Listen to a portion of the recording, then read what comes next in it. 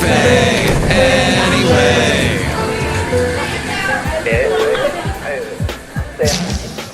Mike's Daily Podcast. Episode 1462. 1462. Mike Matthews. That's when he sailed the ocean blue, wasn't it? No, we're still not at that day, time, year.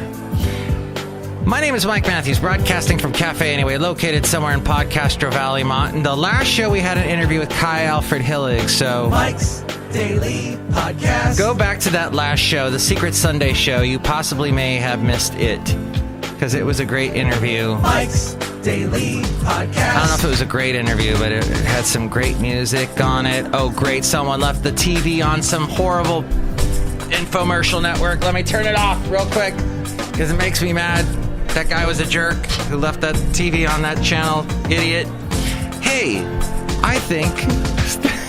Actually, I shouldn't say that, because that might offend that person, because... Mike's Daily Podcast. They listen to the show sometimes, so hey, I understand you wanted to watch your sports game. That's cool. Mike's People have to... Daily What the...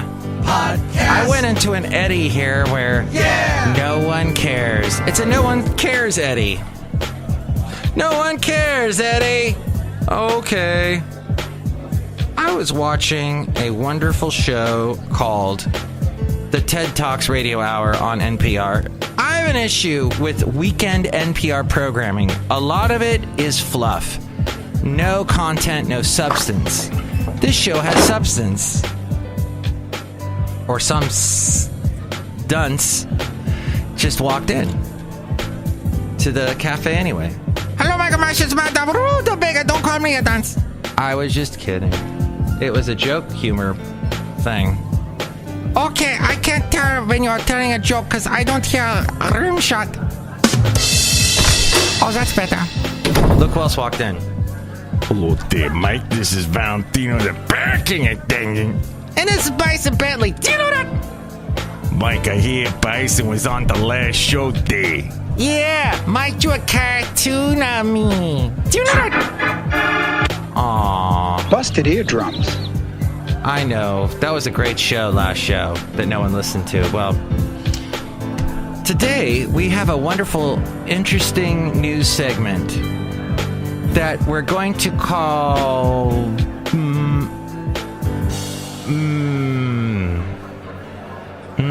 Ain't Life Grand is what we'll call it. Yes, I think that's a nice name. And here's today's podcast picture. Life is grand, especially when you get to Pacific Grove. I went there recently. Actually, I went there, what was it? It was the day they put up all their Halloween stuff. And it was in September, which was odd. Oh, yeah, it was right after I got back from my trip. So, like the 22nd of September, 23rd, somewhere around there. And I had a nice walk with my dog, Basil the Boxer. And we were walking along, and I look up and I go, hey, yeah, Pacific Grove is known for all of their butterflies that they get. That's one of the cool things about California, and Northern California specifically, is we get a lot of butterflies. They like to go up and hang up inside these eucalyptus trees, and they love it up in there, and they're just hundreds upon hundreds of them all on top of each other having sex. I don't know what they're doing, actually. But wow, chicka, wow, wow. I don't know. They're doing butterflies. Birds gotta fly, butters gotta fly. I gotta love, and I know I can't help loving that man of mine. Wait a minute. I'm...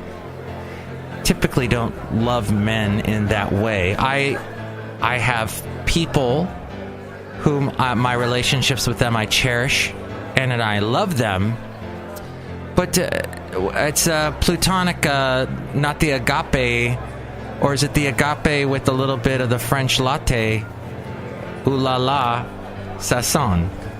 And I think we've covered just about everything, except since I did say something in French, I would like to say... Why do you think I have this outrageous accent, you silly king?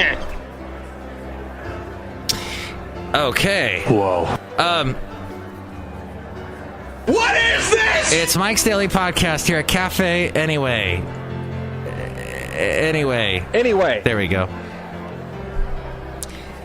I was going to say, I was listening to the TED Talk Radio Hour, and the show is with Guy Raz. Guy Raz is on he does a bunch of NPR type shows. And on this Guy Raz show, he has 3 speakers from a TED Talk, different TED Talks. And one of them I listened to, the first one I listened to was a couple weeks ago, actually when I was taking my trip down to Pacific Grove to see all the butterflies, which I'm not a huge fan of Pacific Grove anymore. I used to be, and now I'm like, I think I'm done. I am done.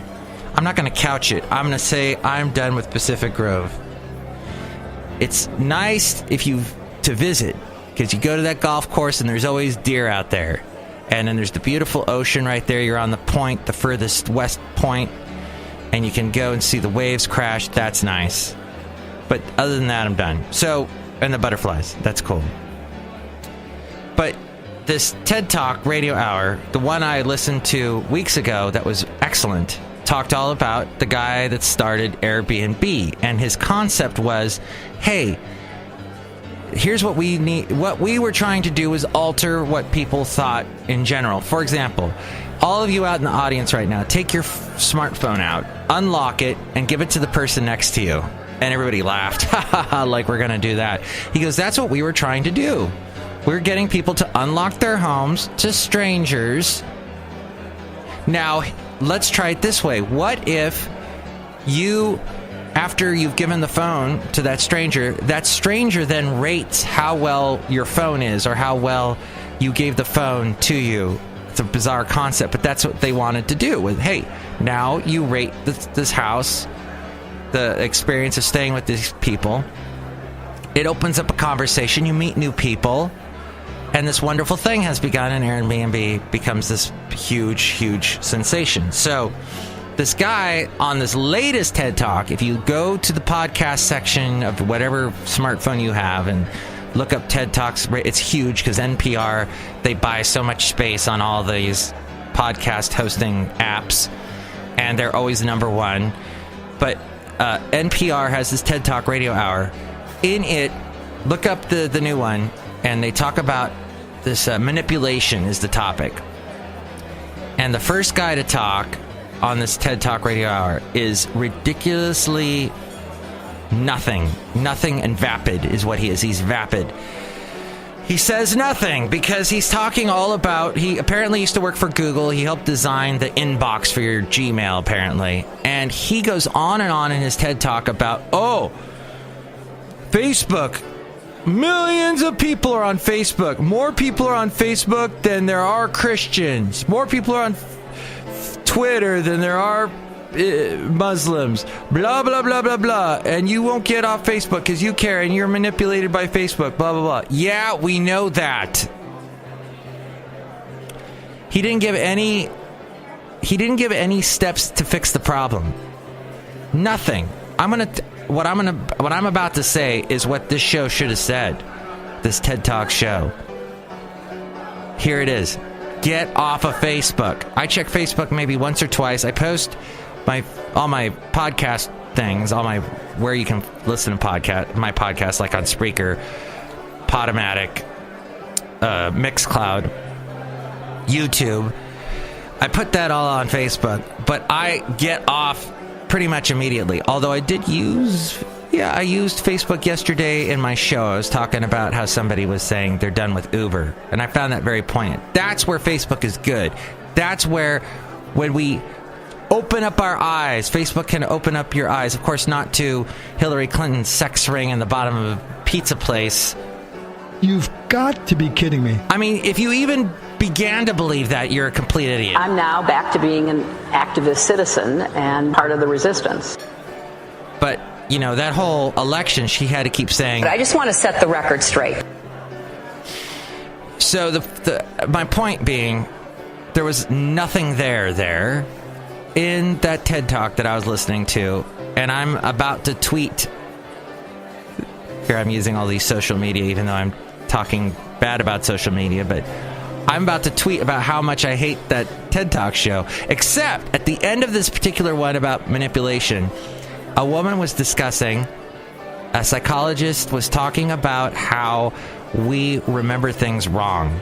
And part of the problem is there are idiots in this world that are so cocksure, they're so confident about their opinions about how they remember things. It's like that idiot that keeps trying to tell you that no, Stairway to Heaven wasn't done by Led Zeppelin. It was done by Bad Company originally. Or some stupid misfact. Ooh, misfact. I like that. I coined a phrase. It's misinformation and fact. Fake news. Misfake. At any rate, people that are so sure, oh yeah, no, I know for a fact that's how it is. And you know for a fact that's not how it is. But because they can shout louder than you, they somehow make their opinion, their remembrance correct, even though it's blatantly wrong. And then you start to actually walk back, re-engineer everything, and make it so that, oh, maybe that person is right. No. And that's how fake news takes off, is we go, oh, maybe that, oh, maybe. You give things the benefit of the doubt that they shouldn't. And I'm guilty of that with Trump. I should never give him the benefit of the doubt. Even though the stock market's doing great and all that, that guy is still wrong with practically everything he believes. Which is a very good thing. Which is a very, very good thing. But he's got this magic power right now. I could stand in the middle of Fifth Avenue and shoot somebody and I wouldn't lose any voters, okay? It's like incredible. He even believes it. So, but anyway, that's neither here nor there, or up there or over there. What the hell is that? That's all I wanted to get to. Please listen to the last podcast where I talked to Kai Alfred Hillig. He's got some great new songs. The guy is so deep fellow with all of his awesome songs. Okay, MIKEs-DAILY-PODCAST.com is where you can hear all the past shows, past interviews I did with Kai Alfred Hillig and other great singer-songwriters, and where you can help out the show through the Amazon link. Click on that and buy whatever it is you're going to buy. That helps us out. There's also the PayPal. Help us out that way. And now, the segment called Ain't Life Grand?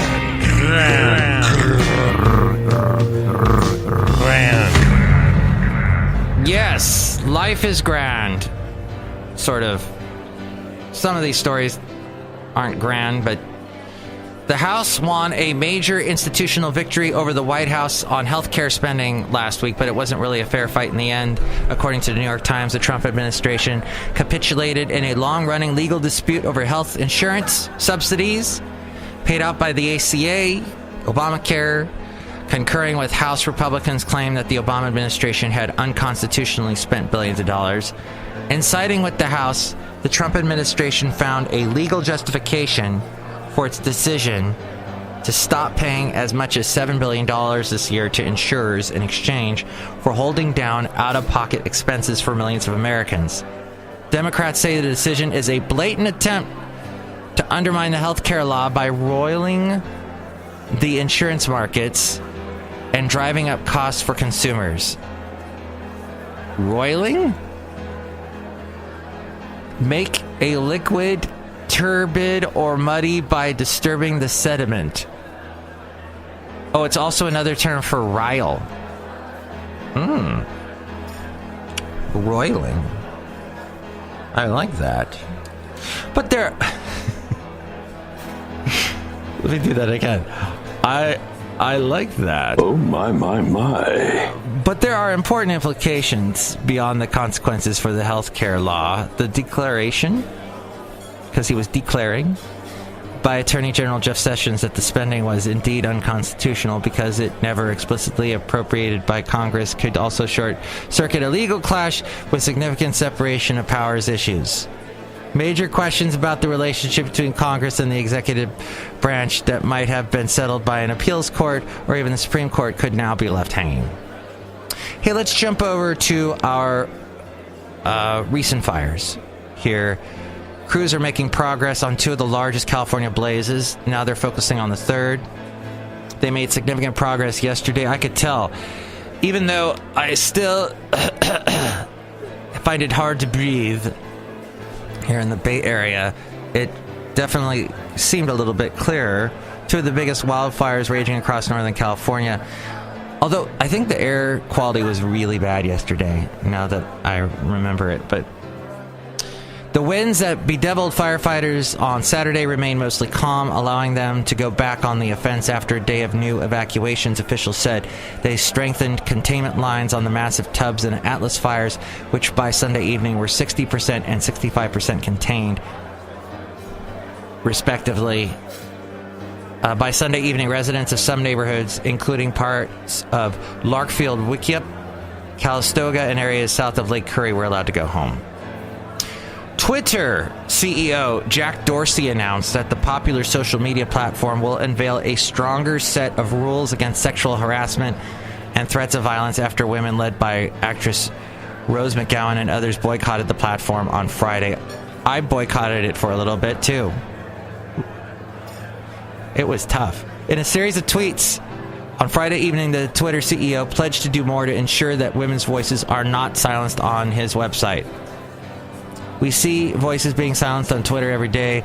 We've been working to counteract this for the past 2 years. Dorsey also retweeted part of Twitter's statement concerning the company's decision to ban McGowan's account, which sparked the boycott. McGowan was banned after her account tweeted a private phone number. And that is a violation of Twitter's terms of service. That's what happened. Twitter is proud to empower and support the voices of our platform, especially those that speak truth to power. We stand with the brave women and men who use Twitter to share their stories and will work hard to every day. Blah, blah, blah. Actresses and others in the media responded, with model Chrissy Teigen first calling for the boycott on Thursday. And finally, Apple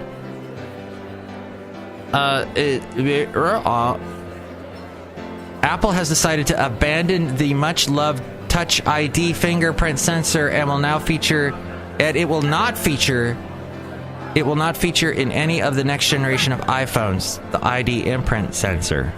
Huh? This according to Ming-Chi Kuo, the best Apple analyst on the planet, supposedly, according to Forbes. She states, Touch ID will be completely replaced by Face ID, which is very polarizing, this facial recognition technology, for many reasons. Part of the physical action of the unlocking your phone by looking at it will not be as convenient or as subtle as using a fingerprint, including trying to align your face while walking or running, using Apple Pay at a checkout, or even quietly browsing your phone under the table during a dull meeting. That will make it very difficult. Face ID works by building a detailed 3D model of your face for identification, so if the idea of your phone collecting your fingerprints concerned you, then trading that for a digital record of the exact shape of your face is unlikely to be appealing.